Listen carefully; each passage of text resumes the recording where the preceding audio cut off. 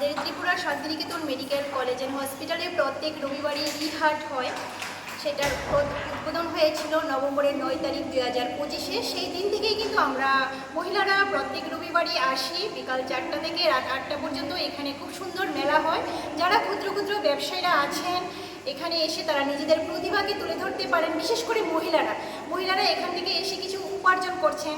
আমরা যারা social influencer আছি আমরাও কিন্তু এখানে নিজেদের কন্টেন্ট তৈরি করতে পারছি এবং এখান থেকে আমরা কিছুটা অর্থ উপার্জন করতে পারছি। সেই কন্টেন্টগুলিকে আমরা সোশ্যাল মিডিয়াতে দিচ্ছি এবং পজিটিভ বার্তা সমাজে ছড়িয়ে দিতে পারছি, আর সেখান থেকেও কিন্তু আমরা কিছুটা অর্থ উপার্জন করছি।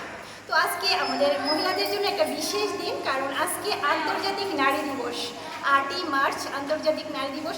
আমি অত্যন্ত গর্বিত, কারণ আমি একজন নারী। কারণ এখন নারীরা কিন্তু কোনো দিক থেকে পিছিয়ে নেই, আমরা সব দিক থেকে এগিয়ে। আমরা নারী, আমরা সব পারি। তো সেই আন্তর্জাতিক নারী দিবসের প্রত্যেক নারীকে আমার তরফ থেকে অনেক অনেক শুভেচ্ছা, অভিনন্দন ও ভালোবাসা। আপনারা আরও অনেক দূর এগিয়ে যান, এই বার্তাই রইল সবার জন্য। আজকে আমাদের ত্রিপুরা শান্তিনিকেতন মেডিকেল কলেজ থেকে কিন্তু আমরা নারীদের একটা সম্মান দেওয়া হয়েছে। যারা ওমেন এন্টারপ্রেনার আছেন, যারা সোশ্যাল ইনফ্লুয়েন্সার আছেন, যারা এখানে ব্যবসা নিয়ে এসেছেন মহিলারা, প্রত্যেককেই কিন্তু এখান থেকে সম্মান দেওয়া হয়েছে। আমরা সত্যি গর্বিত। আমরা এই পজিটিভ বার্তার সঙ্গে কাজ করতে পেরে আমাদের শ্রদ্ধেয় মৌলবীর স্যারকে অসংখ্য অসংখ্য ধন্যবাদ। আমাদেরকে এতটা সম্মানিত করেছে। আর এই কলেজে কিন্তু মোটামুটি এখন 100 জন নারীকে সম্মানিত করা হয়েছে। তার জন্য সত্যি আমরা অত্যন্ত গর্বিত।